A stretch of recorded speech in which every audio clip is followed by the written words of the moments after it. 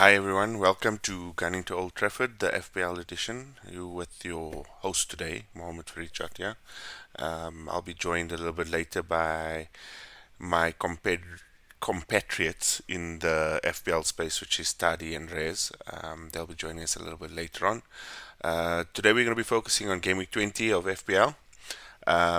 Very, very, very interesting week if you do play FPL.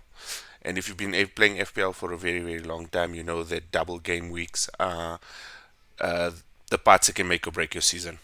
So let's get into it. It's not going to be a long segment. I want to go through a little bit from my side, just take you through a little bit of just an understanding of the double game week. Speak to you a little bit about my team, what my points were in game week 19, and then I'll hand over to Tadi, and then Tadi would, and then to Rez, and then that's us for today. But yeah, let's get into it. So, oh, that's brilliant. Ateta named Barclays Manager of the Month. Well done, Shady. Let's get into it. So, game week 20 is going to be an interesting one for us. So currently, this is what my team looks like. Not 100% locked in as yet. I've got to think about a couple of things, right? So if you just look at the screen here, you can see Haaland's got a game against United, against Tottenham. Mahrez the same, Ake the same. Shaw's got Manchester City and Crystal Palace. Rashford's Man City and Crystal Palace as well. The other two teams with double game weeks is Tottenham and Crystal Palace, right? Yeah. So it's Man United, Man City, Tottenham, Crystal Palace. What you want to achieve in this week is to obviously try and get a team that's going to score you as much points over those two matches. There's a lot of talk around people wanting to captain or triple captain Haaland. And here's the little wild card there. So if you click on the play button, basically any points that Haaland scores in this game week would be tripled. So, for example, if he scores 20 points, triple game week will give you 60 points. So, very important week. I'm still playing around with the idea of whether or not I'm going to be playing my triple captain in this week or coming forward. And I guess that takes me into the discussion around it and what choices I made, and I have to live with them, I guess. So yeah, basically, it's always difficult to make a decision like this, especially when there's more double game weeks coming up. We could potentially have one in game week 23, and potentially a game week 21 for Liverpool, which is only one team, so and whoever else they're going to be facing. So it makes it a very difficult decision to think about. Uh, some of the things I had to look at when with my team this week were around Man City and Man United assets. I had Cancelo in Ake's position right here, so I've sold Cancelo. I've moved on. With Pep, it's been very difficult to think about who you want to play in defense for Man City because it just keeps on changing. There's a lot of talk around Rico Lewis. A lot of people are bringing him at 3.9, I think he is. Ake was 5. So I sold up and got rid of Cancelo. Sticking with Saliba, sticking with Shaw for this week. I think he's got a good game week coming up. Trippier consistent as always. And then the other contentious issue, which I think Tadi and Rez are going to cover in a little bit more detail, is Salah to KDB.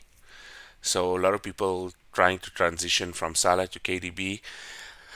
I've sold Salah in previous seasons when he had a bit of a dip in form and he came back to bite me big time. So I ended up losing out on a lot of points. So I don't think I'm going to make the jump as yet. However, I'm not going to be dumb enough not to have any City players in my midfield. So I've gone with Mahrez, which is a little bit of a cheaper option. I got rid of Mason Mount. And then Haaland, Mitrovic has always been there, and I think they'll be there for a while. Martinelli is just consistent, and so is Rashford at the moment. On the subs bench, I've got Wilson, I've got Andreas Pereira, and I've got Ben White. Ben White is giving me a bit of a headache as far as a decision goes. I'm toying with the idea of playing Ben White over Saliba.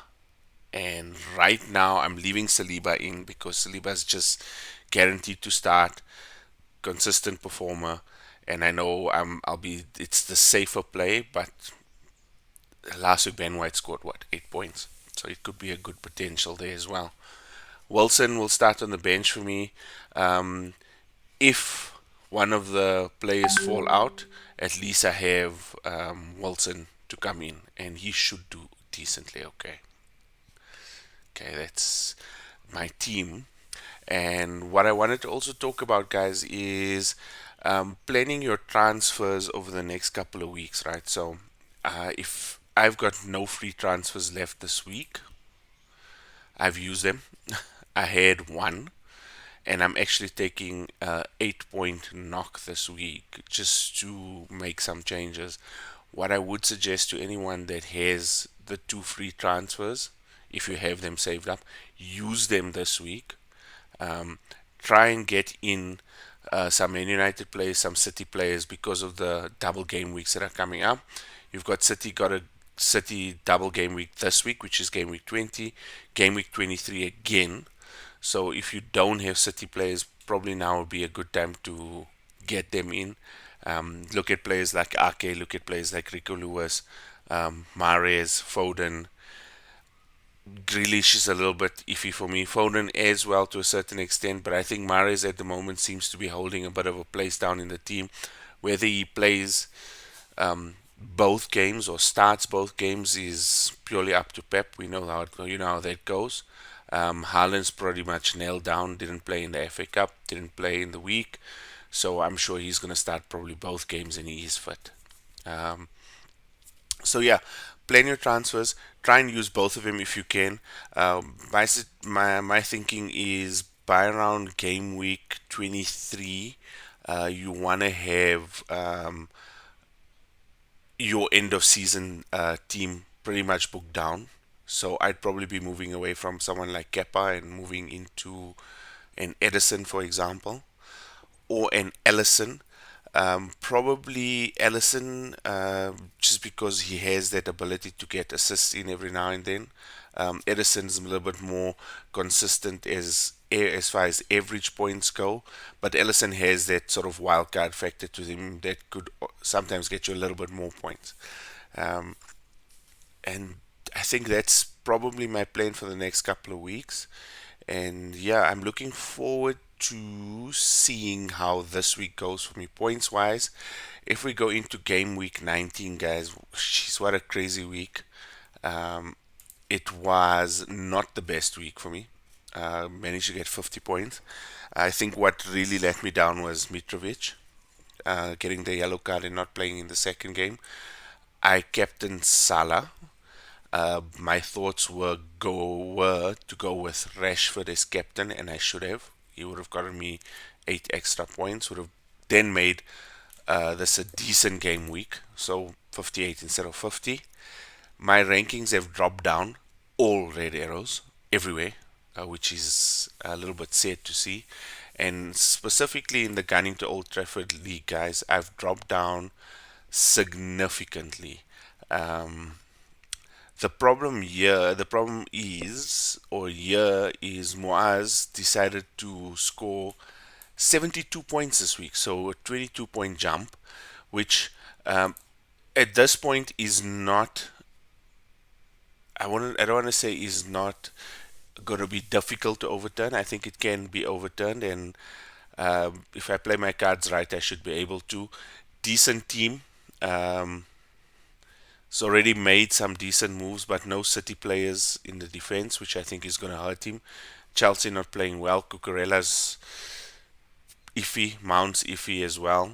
So let's see what happens. Other than that, guys, this week hoping to see green arrows everywhere, and hoping for a bit of a big haul. Probably I'm aiming probably for around the 70 point mark or the the high 60s, and that should move me up a little bit. I Right now I don't know what everyone's teams are looking like, so because it's probably not confirmed as yet. Other than that, guys, heading over to Tadi.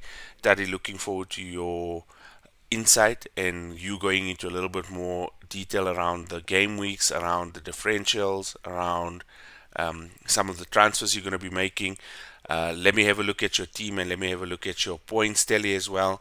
In global, I am now sitting. Where we go? Global, global, global. It should say here somewhere.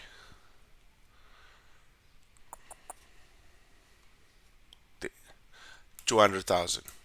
So I've dropped quite significantly. I'm hoping I can get back into the top 100,000, which is where I've been for quite a long time. And yeah, let's just see where it goes from here. Over to you, Tadi. Hi guys, and thanks Farid for the intro. It's Tadiwa here, and I'm gonna take you through two of my picks for this game week. I'm focusing on the keeper choice and the midfielder, one option on the midfielder. Starting off, and before you guys judge me on my overall game rank, this is my second season. I'm improving. I'm trying to improve. But apart from that, on the keeper side, I've got Ward and Kepa in my team. I haven't quite decided who I'm going to put in, but I'll take you through each player one at a time. Um, Kepa, wow, hell of a checkered history. A bit controversial. Some say he's more of a hothead, but in all honesty, don't they make the best keepers? This game week, Chelsea is facing Crystal Palace at home. And they've come off 2 wins and 3 losses in recent history. And technically speaking, Chelsea have had it worse because they've had 3 losses, a draw, and only 1 win. And in the last game, which was the Fulham game, they did concede 2 goals. My reason for this, for leaning towards Kepa, is that they're playing Crystal at home. And if we go by clean sheet probability, I think their score was 41%. I mean, do with that what you will. Those stats are based off of previous history and just one of the tools I like to use. But like I said, I'm not fully decided. When we're looking at Ward, another great option in all honesty. If you guys remember in the first Fantasy Premier League video that we did for the channel, I sang his praises. I had Ward and Pope at the time. Really can't knock him at all. Leicester have won 3 in the last 5 games, I think, including a clean sheet win over Fulham, who Chelsea lost to. Um, Kepa has brought in 44 points this season. Ward's brought in 66. So, he really is a great option. I might even toss a coin. I'm that unsure right now. If we're looking at an alternative to these two, then I have to go back to Pope. He's a little bit more expensive than these two. I think Pope is about 5.4 million. Let me just check. Kepa 4.6 and Ward is 4 million. I don't know if it's worth spending that sort of money on a keeper. That's kind of why I let go of him. But when you look across the three keepers, they all have great games. The next 4 game weeks, they all have pretty awesome games where they stand to do pretty well. So those are 3 options for you guys to consider. Now for the midfield option, I previously had Salah, and I've since made the switch to De Bruyne. I did it this game week, and there's 3 main reasons for that. The first one is De Bruyne has a double game week. All of the Man City and Man United players have a double game weeks, and whenever someone has a double game week, you don't really want to waste it. Yeah, Man City have tough games in the form of Man United and Spurs. And De Bruyne isn't in the greatest form. I think the last game week he only scored 3 points. Let's just check that quickly. Yeah. Um, but like I said, you can't really ignore a double game week, especially when you have someone like De Bruyne, which leads me on to the second reason why I've brought him in. The value he just brings to the field. You know he likes to get involved. He has a massive assist potential, particularly with Haaland. He has higher stats in terms of expected goals of shots that are not penalty. That combination just makes him a bonus point magnet. I think last season he had 33 points on bonus points alone.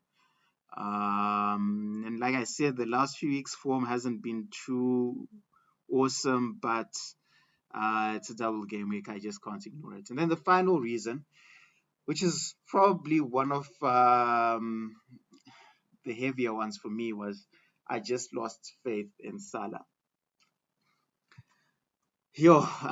Salah for a long time was the undisputed king of FPL. In my first season, last season, I was actually one of his deniers. There's a long stretch and period when I wasn't putting him in. I just didn't, I thought he was overhyped, but I conceded, and he is truly, truly an incredible player. When he's in form and he's comfortable and he's just performing, and last 4 game weeks, he hasn't been all that impressive. I think in 3 of the games, he only scored 2 points, which really it kind of angers me because it's like you've just come to tick a box. He did pull 12 points against Aston Villa, but that was the exception. And from the games I've watched so far, I'm not really convinced that anything is changing by way of his confidence. The next few games are also not really inspiring. There's just nothing that's telling me that there's going to be any change. And as you can tell, it's 10 to 1 right now. I still haven't decided on my captaincy choices. Any one of these three, might make the cut. I don't know yet. But you guys let me know in the comments what you think. Otherwise, thanks all and good luck. Thank you to Tadi. Some brilliant insight there, guys. Glad to see you guys on board. Thank you to ESCOM for messing up our recording plans. I hope this worked out for everyone. Next week should be a little bit more easier to digest as far as the video goes, because we should all three be on the same screen, have a little bit more of an interactive conversation, unless ESCOM decides to go past stage 6 load shedding. Guys, hope you guys have a great weekend, score some great points, and send us some of your teams, guys. So reach out to myself, reach out to EB, reach out to Shady. You have all our details on Instagram, on YouTube, Maverick Gaming on YouTube for myself, at Faried Chatia on Instagram. EB and Shady, you know their details quite well. Gunning to Old Trafford if you want to take us in any of your teams. And let's hope for green arrows for everyone. Signing out for now. And as usual and as always, we are gunning to Old Trafford. Goodbye.